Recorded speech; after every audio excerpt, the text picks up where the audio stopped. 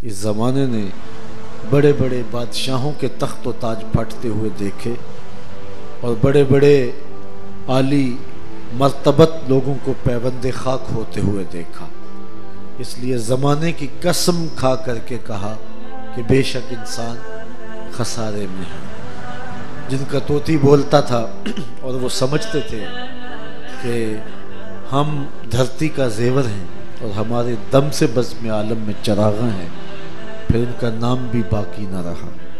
मुश्ताक यूसुफ़ी ने क्या खूब कहा था, मिट गया मुश्ताक दिल से रंगे यादें रफ्तगा, फूल महंगे हो गए कब्रें पुरानी हो गई। फिर ज़माने को उनके तज़किरे भी याद न रहे।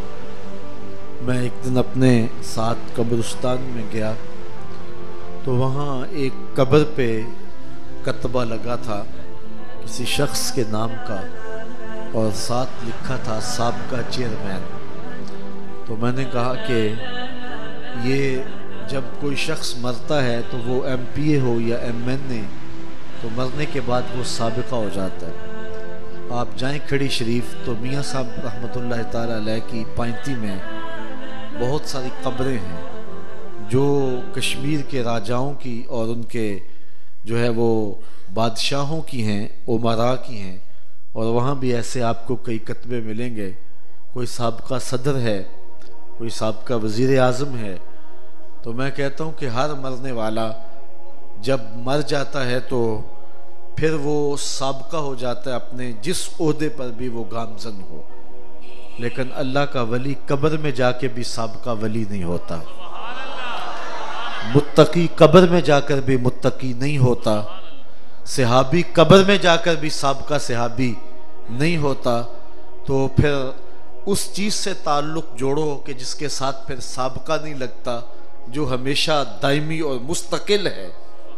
इकबाल का यहाँ लहजा देखिए, इकबाल ये किसके इश्क का फैज़ाम है, रूमी फना हुआ हबशी को दवाम है। रूमी साबका बादशाह बन गया लेकिन हबशी आज भी मिंबरों में है, खुतबों में है और आज भी लोगों के दिलों में और आमाजगाहे कल्ब में मौजूद है। तो कसम महबूब ज़माने की, बेशक इंसान खसारे में है। महबूब के ज़माने की कसम फरमा करके ज़माने की इंसान के खसारे को बयान किया कि ज़माना गवाह है कि इंसान खसारे में जा रहा है। दूसरी बात, इमाम राजी ने यहाँ खसारे से मुराद जो लिया है वो वक्त असर है। जब सूरज माइल बग़रूब हो और हर चीज़ का साया असली साए के अलावा 2 गुना हो जाए, उस वक्त से लेकर के सूरज के डूबने तक का वक्त जो है वो वक्त असर कहलाता है। ये 1 घंटा 20-25 मिनट होता है, तो इस वक्त को वक्त असर कहते हैं। तो असर के वक्त की कसम करके कहा बेशक इंसान खसारे में। तो फिर कसम और जवाब कसम का ताल्लुक क्या हुआ? तो गाफिल इंसान को तंबीह की गई कि खसारे का सौदा न करना, और कसम वक्त असर की कि जब सूरज असर पे चला जाए तो बहुत जल्द डूब जाता है। तेरी ज़िंदगी का सूरज भी डूबने को है और तू असर के वक्त पे है। डीगरते दिन गया मोहम्मद ओढ़क नू डूब जाना।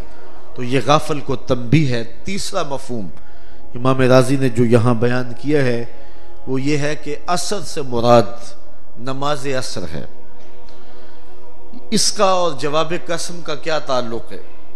उलमा कहते हैं कि असर का वक्त इंतहाई अहम होता है। घर को जाने की जल्दी भी असर के वक्त, गाहक का जोर भी इस वक्त पे आन पड़ा, दुकान भी समेटनी है और घर भी जाना है, तो बहुत सारे लोगों की नमाज असर रह जाती है।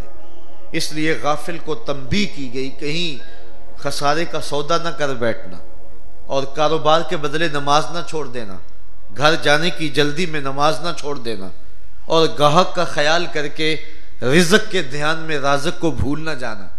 इसलिए कहा कि कसम है नमाज असर की, बेशक इंसान खसारे में। चौथा माना जो हज़रत इमाम राजी ने किया, उस माने में आपको एक लताफत और लज्जत भी नसीब होगी।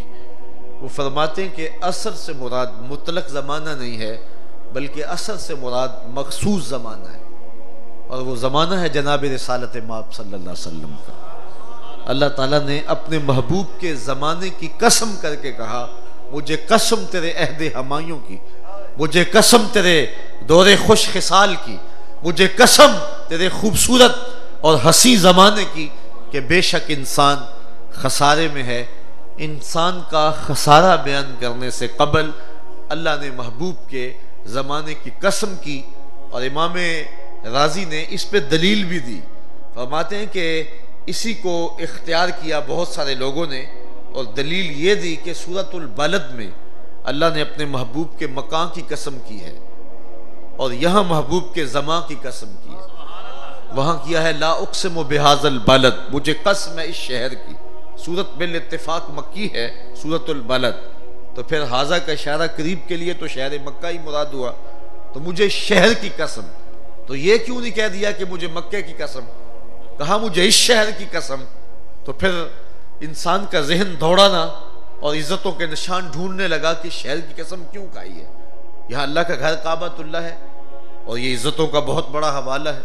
120 रहमतें हर लहजा इस घर पे उतरती, जो ज़ायरीन में बांट दी जाती हैं, नमाज पढ़ने वालों में, तवाफ करने वालों में तकसीम कर दी जाती। काबतुल्लाह पे पहली नजर पड़ती है तो जो दुआ करो मुस्तजाब होती है। ये अल्लाह का वो बाबरकत घर है जो इस धरती की छाती के ऊपर इज्जतों का निशान है। इसका हर कोना हर गोशा नूर से मामूर है। इसकी छत अनवार का मंबा और मस्दर है, और इसके हर गोशे से उजाले फूटते हैं। रुकने यमानी हो, रुकने शामी हो, रुकने असवद हो, रुकने इराकी हो, मुस्तजाब हो, मुस्तजार हो और मुल्तज़म हो, बाबे काबा हो, सक़्फ़े बैतुल्लाह हो और हतीम हो या गुलाफ़े काबा, इसका हर कोना हर गोशा इज़्ज़तों से मामूर है। काबतुल्लाह की जो जनूबी दीवार है इसको मुस्तजाब कहते हैं। जब ज़ायर यहाँ से गुजरते हुए दुआ मांगता है 70,000 फरिश्ते इस दुआ पे आमीन कहते हैं। और काबतुल्लाह का जुनूब मशरकी कोना जिसे रुकन असवद कहते हैं, ये वो इज्जतों का निशान है कि जिन लोगों ने हज या उमरा किया, यादें जहन के गोशे में ताज़ा हो रही होंगी कि इंसान अकलौती औलाद से इतना प्यार नहीं करता जितना इस पत्थर को चूमने के लिए बेताब होता है। मैंने बूढ़े बूढ़े अशखास को देखा है कि वो उस हुजूम में घुस रहे होते हैं जहां जवानों के भी पसीने छूट रहे होते हैं, और उस पत्थर को हजर असवद को चूमने के लिए ये बेचैनियां, ये इस्तराब।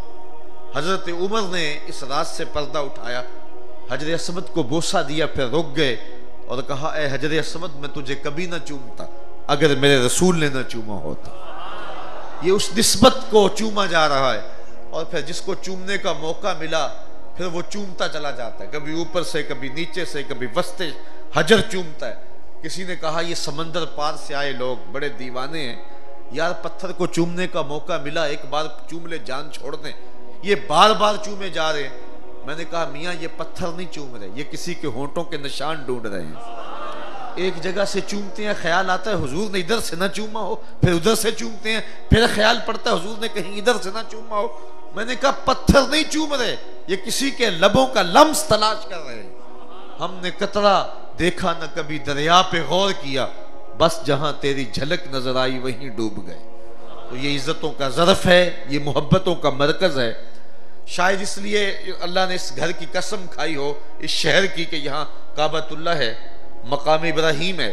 अच्छा देखिए इज्जतों का कैसा निशान, पत्थर लगे हजरत इब्राहीम के कदमों के, तो अल्लाह ताला ने कहा कि इसको मुसल्ला बना लो, इसको जाए नमाज बना लो।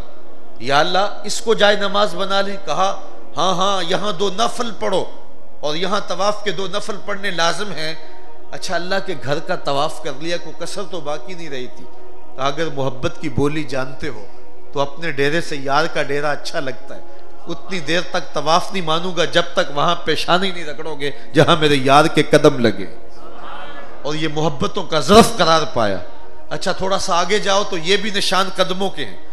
ये यहाँ तो हजरत इब्राहीम के कदम लगे ना, और फिर आगे जाओ तो जहां हजरत इस्माइल ने एड़ियां रगड़ी, कहा यहां खड़े होके पानी पियो, इस पानी का एजाज है, प्रोटोकॉल है, इसको खड़े होकर के पिए। हर पानी बैठ के पिए, लेकिन इसको खड़े होकर के पिए। क्या वजह है कि इसको खड़े होकर के पिए? एक ही वजह है कि इस पानी ने एक पैगंबर के कदम चूमे। यहां रुक करके कहना चाहूंगा, जिस पानी ने एक पैगंबर के कदम चूमे हैं, उस पानी को तो ये एजाज मिल गया कि उसको खड़े होके पिए। और अगर इमाम पैगंबरा के लिए खड़े होकर के मुस्तफ़ा जान रहमत पे लाखों सलाम पढ़ने लग जाएं तो ये शिरक कैसे हो सकता है?